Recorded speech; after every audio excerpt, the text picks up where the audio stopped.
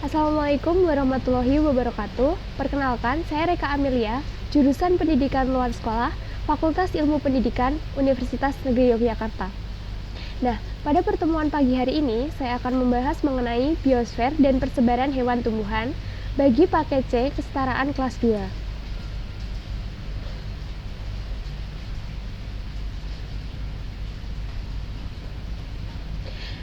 Pada pagi hari ini, saya memiliki 5 pokok bahasan, yaitu yang pertama ada karakteristik bioma dunia, yang kedua, penyebab sebaran flora fauna yang berbeda, yang ketiga, flora fauna langka, yang keempat, konservasi flora fauna di Indonesia, dan yang kelima yaitu pemanfaatan flora dan fauna.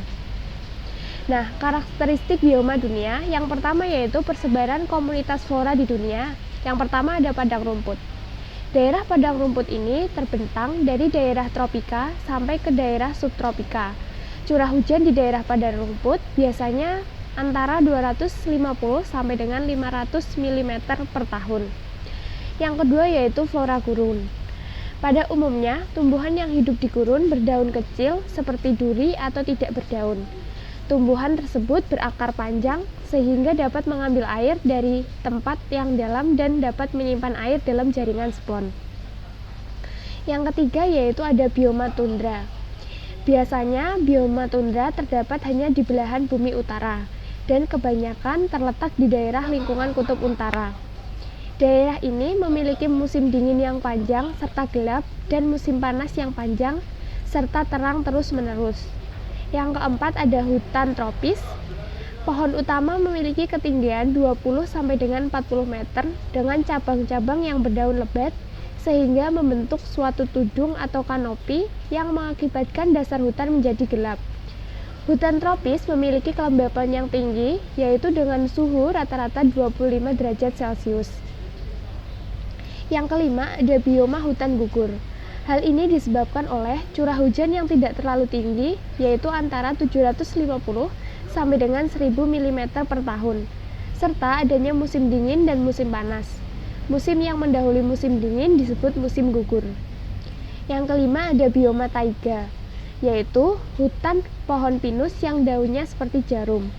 Pohon-pohon yang terdapat di hutan taiga misalnya conifer, terutama pohon spruce atau picea, alder atau alnus, birch atau betula, dan juniper atau juniperus. Yang kedua, mengenai persebaran komunitas fauna di dunia. Yang pertama ada wilayah Ethiopian, yaitu wilayah persebarannya meliputi benua Afrika dari sebelah selatan Gurun Sahara, Madagaskar, dan selatan Saudi Arabia. Hewan yang khas daerah ini yaitu adalah gajah Afrika, badak Afrika, gorila, babon, simpanse, dan jerapah. Yang kedua yaitu wilayah Paleartik. Wilayah persebarannya sangat luas, meliputi hampir seluruh benua Eropa, Rusia, daerah dekat kutub utara, sampai dengan pegunungan Himalaya.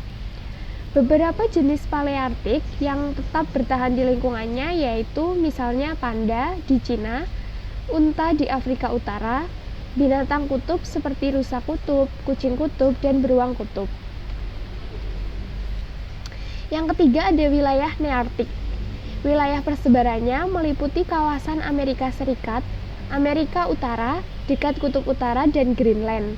Hewan khas pada daerah ini yaitu ada ayam kalkun liar, tikus bergantung di gurun Pasifik Timur, bison, karibau, domba gunung. Yang keempat yaitu adalah wilayah neotropikal. Wilayah persebarannya meliputi dari Amerika Tengah, Amerika Selatan, dan sebagian besar Meksiko. Iklim di wilayah ini sebagian besar beriklim tropik dan bagian selatan beriklim sedang. Hewan endemiknya yaitu adalah ikan piranha dan belut listrik di sungai Amazon. Lama seperti sejenis unta di padang pasir Atacama Peru, tapir dan kera berhidung merah. Yang kelima yaitu ada wilayah oriental. Fauna di wilayah ini tersebar di kawasan Asia, terutama Asia Selatan dan Asia Tenggara. Hewan yang khas di wilayah ini yaitu adalah harimau, orangutan, gibbon, rusa banteng, dan badak bercula 1. Hewan lainnya adalah badak bercula 2, gajah, beruang, antilop, berbagai jenis reptil dan ikan. Yang keenam ada wilayah Australian. Wilayah ini mencakup kawasan Australia, Selandia Baru, Irian, Maluku, dan pulau-pulau sekitarnya. Beberapa hewan yang khas di wilayah ini yaitu adalah kanguru, kiwi, koala, cocor bebek sejenis dengan mamalia bertelur. Yang ketujuh ada wilayah oseanik. Daerah persebarannya meliputi Selandia Baru dan pulau-pulau kecil di sekitar Oceania. Wilayah ini merupakan pengembangan dari wilayah Australia Barat dengan spesifikasi fauna tertentu. Oleh karena itu, jenis faunanya hampir sama dengan wilayah Australian. Fauna endemik wilayah oseanik yaitu adalah kiwi dan sphenodon. Yang kedelapan ada wilayah Antartik. Daerah persebarannya meliputi benua Antartika dan pulau-pulau kecil di sekitarnya. Jenis fauna yang hidup di daerah ini biasanya memiliki bulu yang lebat serta mampu menahan dari hawa dingin. Contohnya rusa kutub, burung pinguin, anjing laut, kelinci kutub, dan beruang kutub. Yang ketiga yaitu penyebab sebaran flora fauna berbeda. Ada 5 faktor, yaitu yang pertama adalah iklim. Faktor iklim termasuk di dalamnya keadaan suhu, kelembapan udara, dan angin. Tanah mengandung unsur-unsur kimia yang diperlukan bagi pertumbuhan flora di dunia. Dan air dapat melarutkan dan membawa makanan yang diperlukan bagi tumbuhan dari dalam tanah.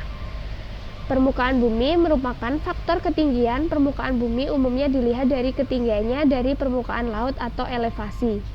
Dan yang kelima yaitu ada manusia, hewan, dan tumbuhan. Manusia mampu mengubah lingkungan untuk memenuhi kebutuhan tertentu.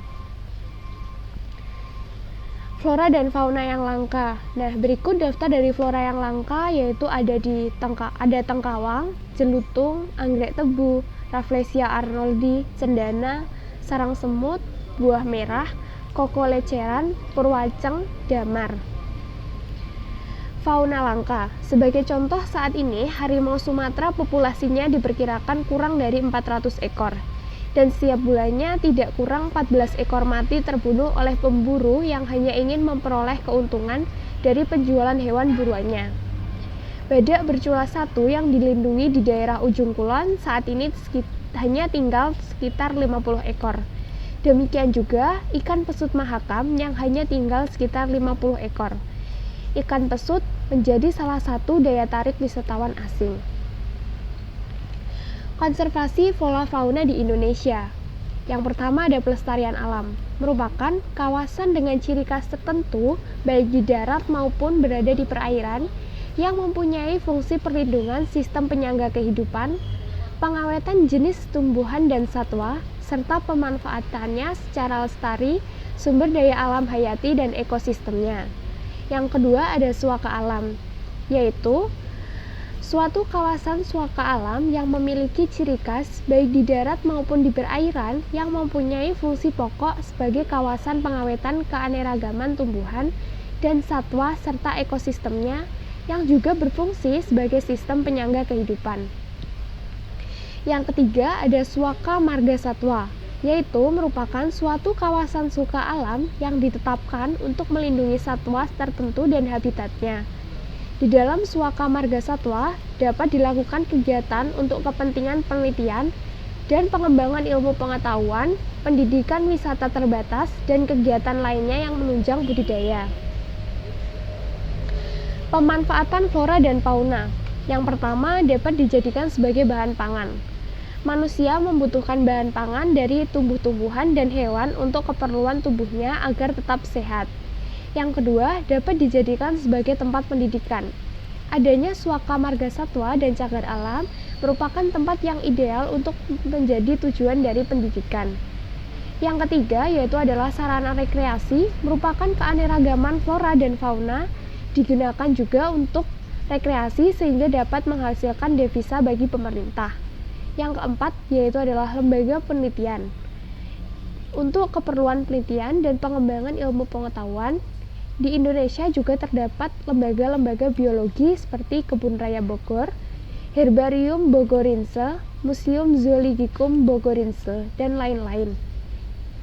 Sekian mengenai pemaparan materi biosfer dan persebaran hewan dan tumbuhan. Terima kasih. Wassalamualaikum warahmatullahi wabarakatuh.